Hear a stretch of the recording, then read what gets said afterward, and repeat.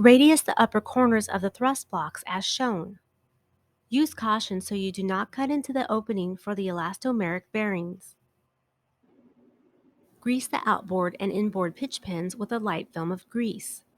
Use a very light film on the inboard pitch pins.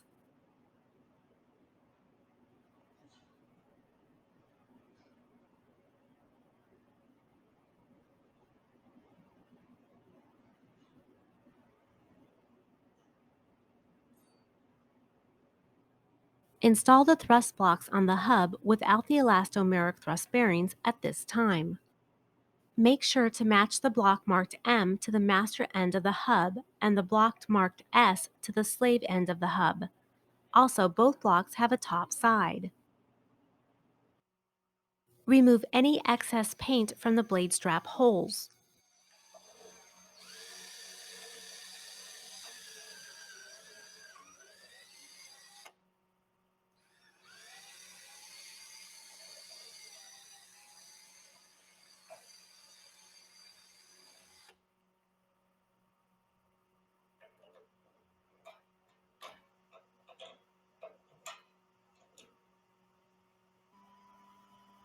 Install and center the aligner blocks to each blade strap. Tighten the 5/16 inch bolts, but do not final torque these bolts at this time.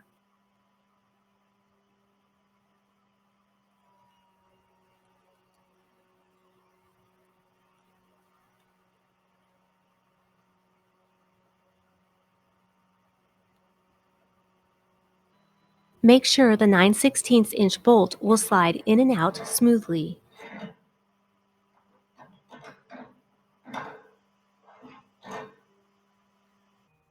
Place the 9/16 inch washers on the heads of each bolt and lightly coat the shank of each bolt with grease.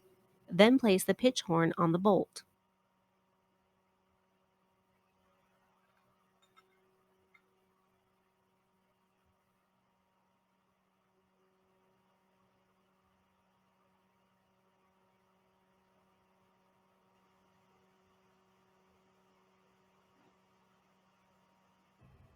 To help in mounting the rotor blades, it would be helpful to fabricate this fixture, which clamps around the tail boom at the third bulkhead and supports the end of the blade approximately 30 inches above the top of the tail boom as shown. With the help of someone, mount the first blade to the rotor hub using the tail boom fixture to support the blade end. The hub should be adjusted to align the outboard pitch pin with the inner race of the aligner block bearing. Slide the blade far enough to install the 9/16 inch retention bolt and the pitch horn through the straps and the thrust block. If the blade does not slide on far enough, verify the teeter stop lower blade strap is not against the rubber sleeve. If it's against the rubber sleeve, adjust the tail boom bracket to raise the blade slightly and install the 9/16 inch bolt. Note, you'll be instructed later to shorten the strap. This bolt should slide in fairly easy when the blade and hub are in proper alignment. Do not force this bolt in with excessive pressure. Have the person helping you lead or leg the blade slightly to aid with bolt installation if necessary.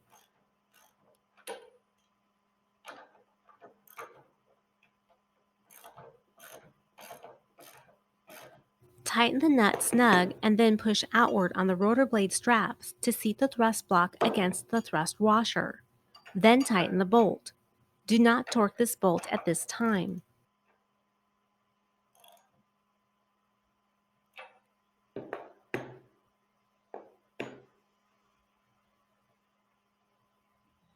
To mount the other blade, you will need the person who is helping you be in a position to maneuver the blade up and down and along with the lead or leg movements in relation to the rotor hub.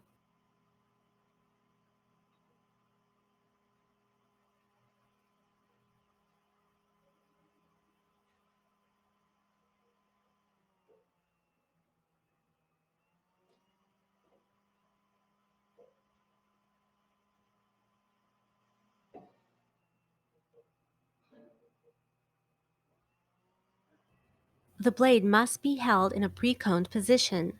A good way to verify the correct coning angle is to look at the blade straps in relation to the thrust block.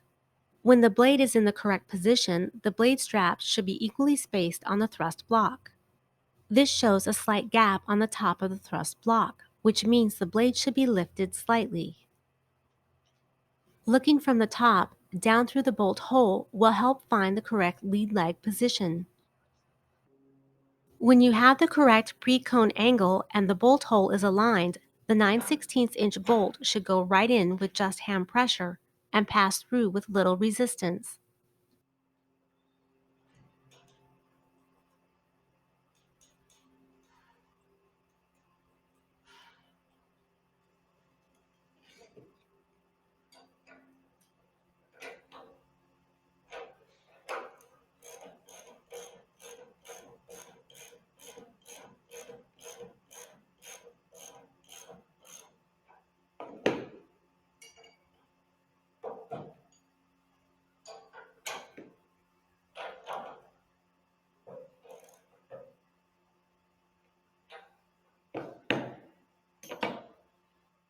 Remove the blade support and allow the main rotor blades to teeter freely. This must be done in a no-wind environment.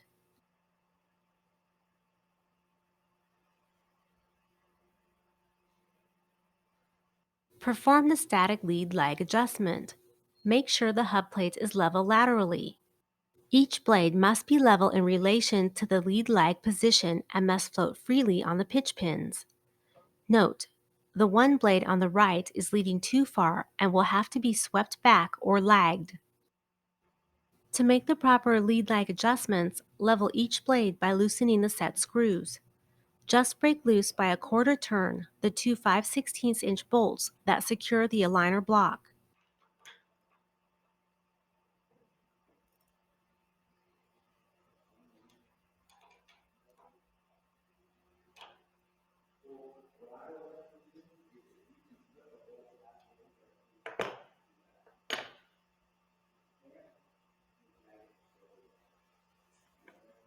Then adjust the blade by either leading or lagging it with the all-thread quarter-inch bolts.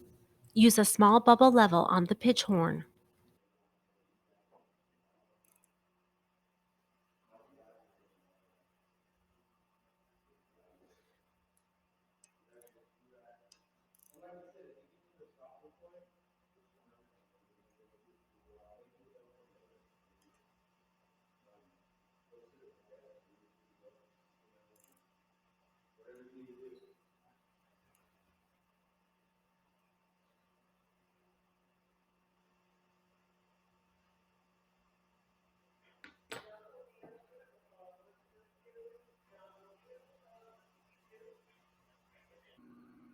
After the blade is level, begin tightening the quarter-inch all-thread bolts. Switch back and forth from bolt to bolt to maintain a level static lead lag adjustment. Next, tighten the two aligner block 5/16" bolts. Then tighten the 4 set screws. Also monitor the level on the pitch horn to maintain a level static lead lag adjustment. This can be a sensitive adjustment as you tighten the bolts and set screws against each other.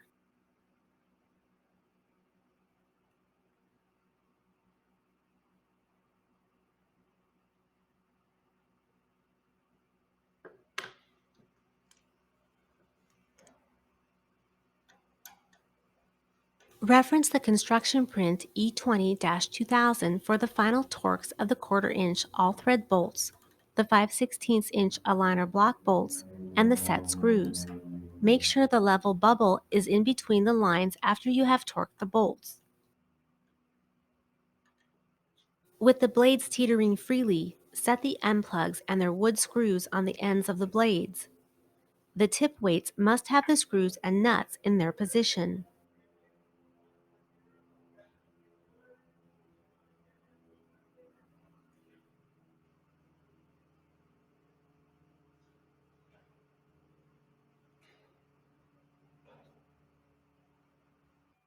Place a level bubble on the hub and check the static weight of the blades.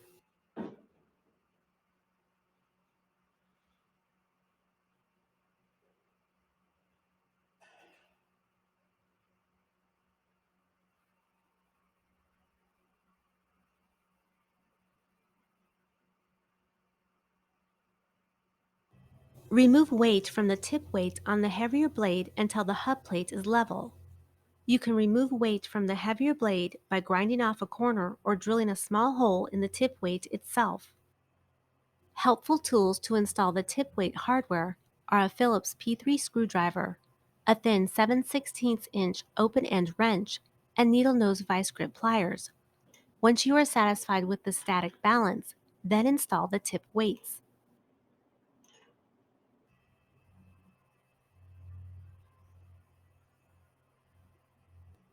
Install the end plugs using 3M structural adhesive and the wood screws as per the construction print. Reinstall the two 3/8" teeter block bolts one at a time to prevent excess strain on the other teeter block from the weight of the two main rotors. You will need to follow the procedure in reverse when removing the bolts.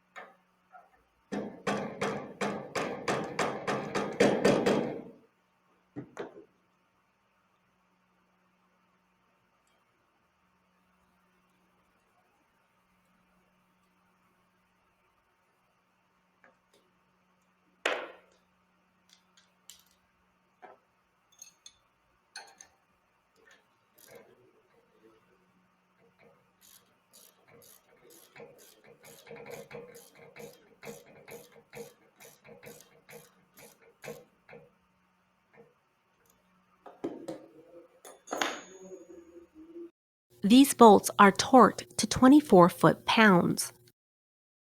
Make sure the main shaft is 90 degrees to the ground fore and aft. Then slide the rubber shaft protector on the main shaft upward. Teeter the blades so they are 7 1/4 degrees to the shaft.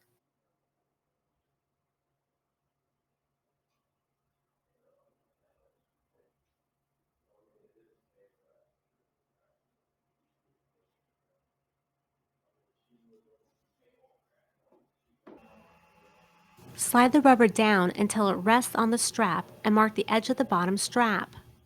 Do the same teeter the opposite way and mark the edge of the other strap.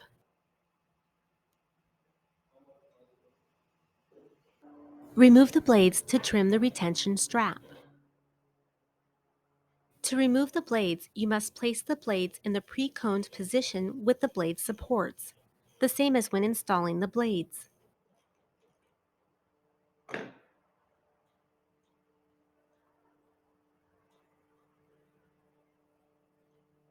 After removing the 9/16" bolt, never try to pry or force the blades off.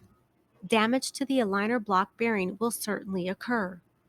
When the blades are in the correct pre-coned position and aligned correctly, the bolt will come right out and the blade will slide right off the pitch pin.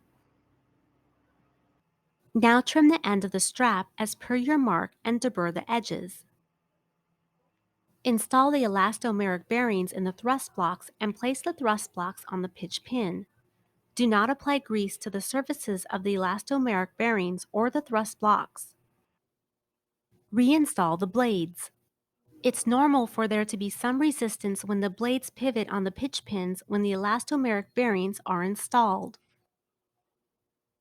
Make sure the main rotor shaft is 90 degrees fore and aft and laterally. Shim the skids as necessary. Install a 5/16" bolt in the pitch horn clevis that have been ground to a point. Lift the pitch horn high enough to allow the point of the bolt to touch the main drive pin. Rotate the pitch horn and clevis by tapping lightly with a hammer and a block of wood to align the point of the bolt with the center of the drive pin.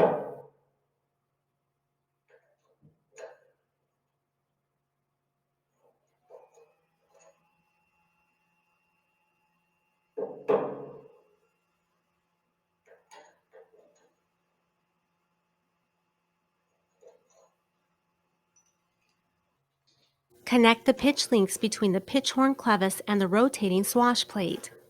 Use two long 5/16" bolts of the same length in the rotating swash plate when installing the pitch links.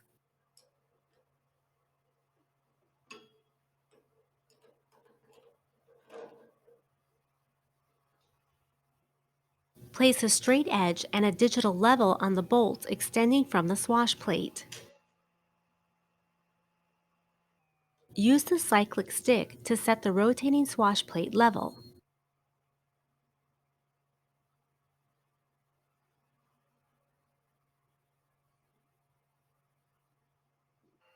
Now adjust the pitch links to level the cord line by referencing the pitch horn of each blade. The hub plate must also be level at the same time.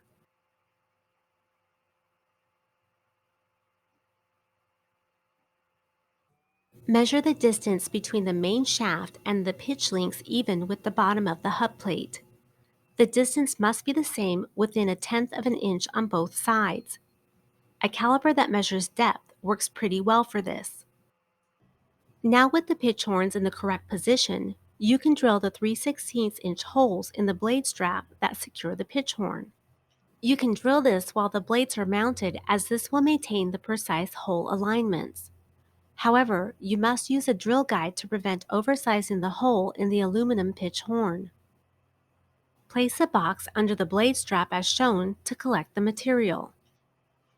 If you don't have a drill guide, then mark the holes on the strap with a 3/16" drill bit and then remove the blades to finish the holes.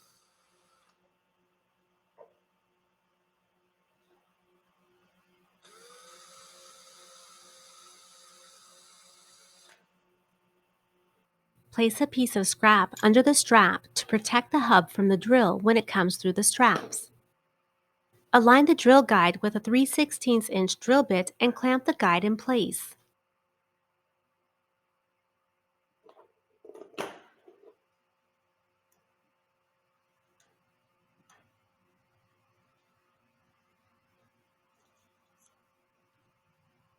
Add some cutting oil and drill through the straps.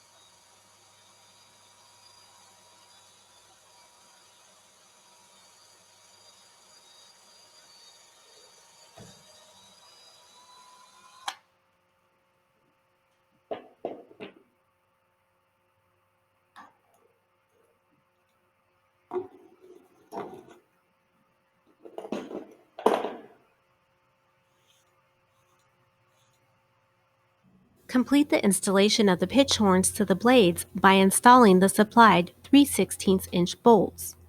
Make sure the main rotor shaft is 90 degrees fore and aft and laterally. With the digital level on the long bolts, set the swash plate at 0 degrees laterally. Place the digital level on the pitch horn and with the collective full down, set the pitch horn of both main rotor blades at 1.8 degrees negative.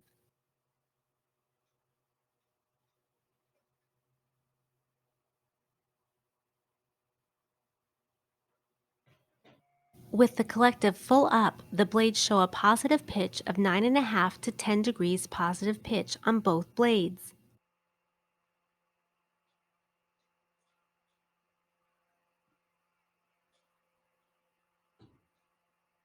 With the correct pitch settings, tighten the jam nuts on the rod ends.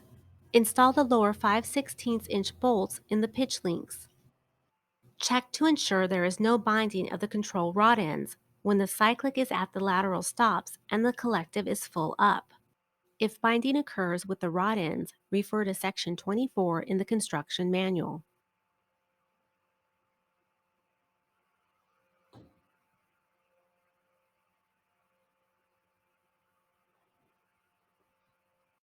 Now before proceeding with the test procedures of the rotor system under engine power, all the rigging procedures in section 25 must be performed.